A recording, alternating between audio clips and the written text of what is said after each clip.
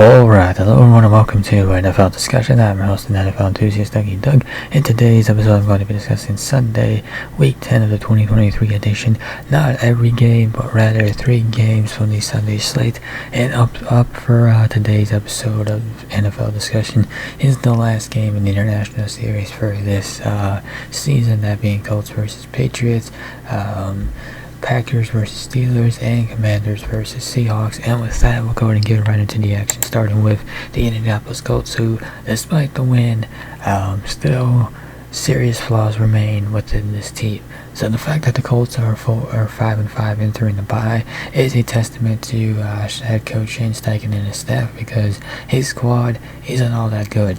During Sunday's game against the Patriots, the Colts managed a 10-6 victory against a struggling franchise, but quarterback Gardner Minshew missed far too many opportunities to create plays and keep the chains moving. Running back Jonathan Taylor slogged his way to 3.3 yards per carry. Fellow back Zach Moss carried the ball once. Veteran center Ryan Kelly left the contest with a concussion. The defense is soft along the interior beyond standout DeForest Buckner. The secondary still has issues as well, yet Steichen and his crew go out and compete at each and every week. The Colts have now won 2 in a row, with more wins already this season than the team experienced last season. The squad is taking the right steps by learning how to win and beating teams they should, yet it's clear that everything this season is about next year. Minshew does just enough to keep the Colts an opposing team in every game. This was supposed to be the season of Anthony Richardson. Now the team has to wait until 2024 to see him on the field again. Moss's usage is certainly interesting because he's a free agent after the season. Steichen did devise a split back look, but all those carries went to Taylor. The defensive front and secondary will require significant fortifications after the season. As such, the Colts are learning a lot about who they are and where they need to go. Indianapolis now gets a chance to take a break and recoup and get healthy with being on a bye next week. Obviously, significant fortifications are coming after the bye. However, games against the Buccaneers and Titans are winnable after the team's in-season break. 7 or more victories this season should be considered a resounding success considering where the Colts were last year, and the fact they only got 4 games under potentially new franchise quarterback. So yeah, the Colts are not a good football team, but they do have a good head coach, and as a result, that's why they are sitting at 500. So shout out to Shane Steichen. Although I do have to question why Chris Ballard has a job, because it seems like that dude does a terrible job every year at building up the Colts roster. New England Patriots, and after this latest loss and sitting at a 2-8 record, it seems more certain than ever that changes are coming for New England. Changes are coming in New England. And what turned out to be a perplexing move, Patriots head coach Bill Belichick chose to bench his starting quarterback Mac Jones for the final drive of Sunday's contest against the Colts. Clearly, the future Hall of Fame head coach is feeling the pressure. Belichick hasn't been under this much fire since his days in Cleveland. Owner Robert Kraft certainly isn't hiding his feelings about the Patriots season. Some type of movement is to be expected. While it's unlikely that Belichick will be removed mid-season, the same can't be said about incumbent starter behind center. Jones showed no pocket poise whatsoever. When he had chances to make plays, the third-year quarterback failed to do so, particularly the interception he lobbed toward the end zone during the Patriots' penultimate drive. The turnover was bad enough, but Jones clearly felt rushed when he shouldn't have, threw the ball off his back foot and missed an open target in the end zone. Bailey Zappi would enter the contest during the final drive and also throw an interception, though he wasn't placed in a position to succeed after not getting many practice reps and being tossed in the game after not playing for the majority of the snaps.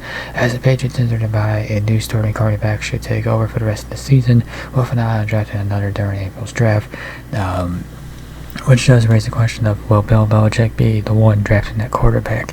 And after a loss like this, it would not. I still can't say for certain if Bill Belichick will be leaving New England, but I wouldn't be surprised if he did. I can say for certain though that Mac Jones probably won't have a job next year, and Billy Zappi won't be the guy either. I mean, you can make excuses for Zappi, like I just said, he got thrown into the game last minute, but even when Zappi has played games he had like one good game last year, and then he kind of just like fell apart. Zappi's not a starter either. I think Will Greer is still on the roster. Maybe give that guy a chance and see what happens.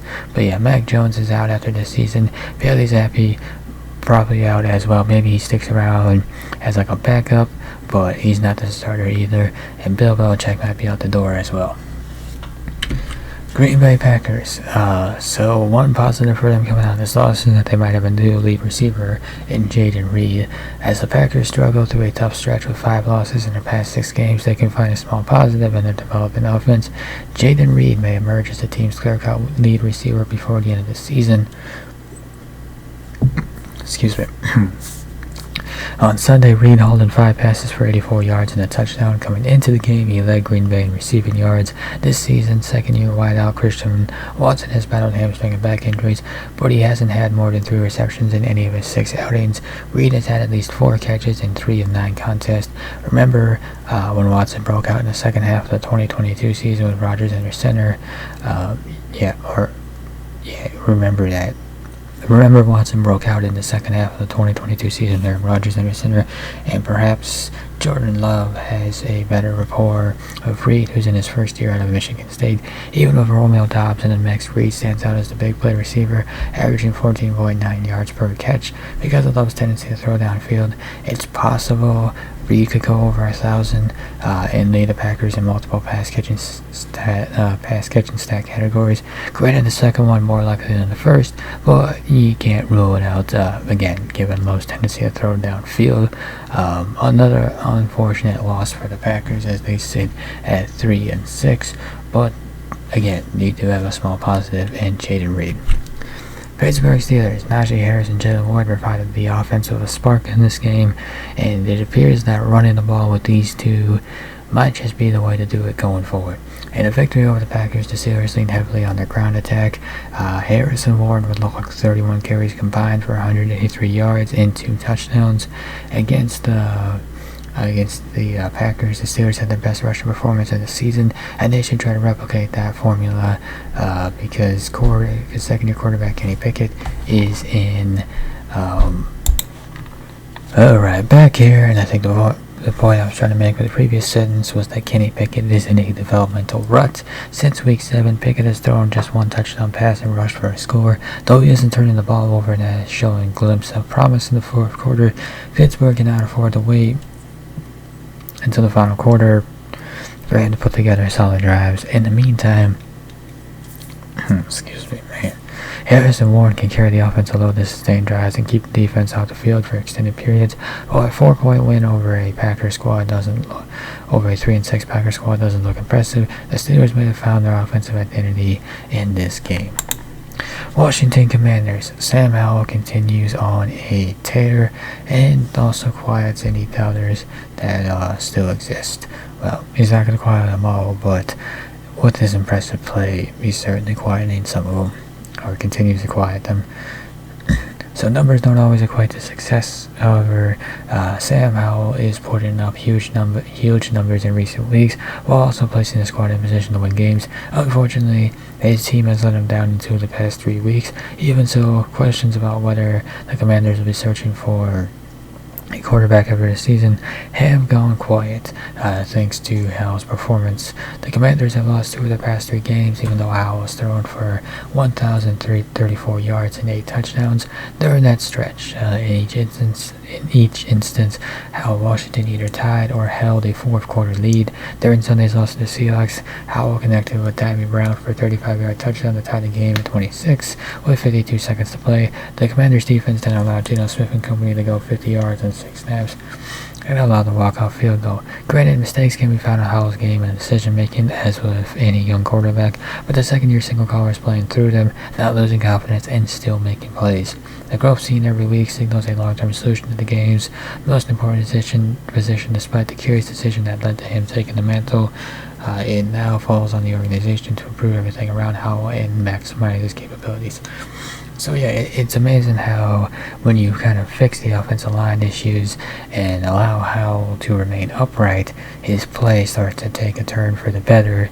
I wouldn't quite crown him franchise quarterback just yet, but he certainly is playing himself into another year on the job.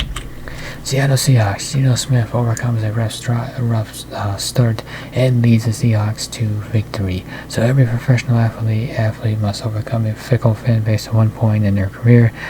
Seattle quarterback Geno Smith has heard a chorus of boos at their rough start during Sunday's meeting with the Commanders.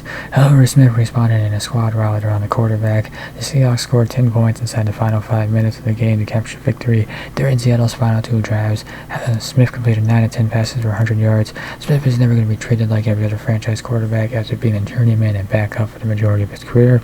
Even after last season's breakout campaign, goodwill isn't necessarily overflowing, but none of it matters because the rest of the Seahawks believe in him, which is the most important thing. At 6-3, the Seahawks are tied for the third best record in the NFC and hold the same overall win-loss total as the 49ers. While too much onus tends to fall in the quarterback position, everyone in the Seahawks organization clearly sees Smith as the leader and the guy to lead them towards all of their goals. So yeah, it might not always be pretty, but Seattle has shown that with Smith at quarterback, they can hang in there and they can win games. And at the end of the day, that's all that matters. And with that will conclude this episode of NFL Discussion. If you enjoyed this episode, be sure to hit that like button down below.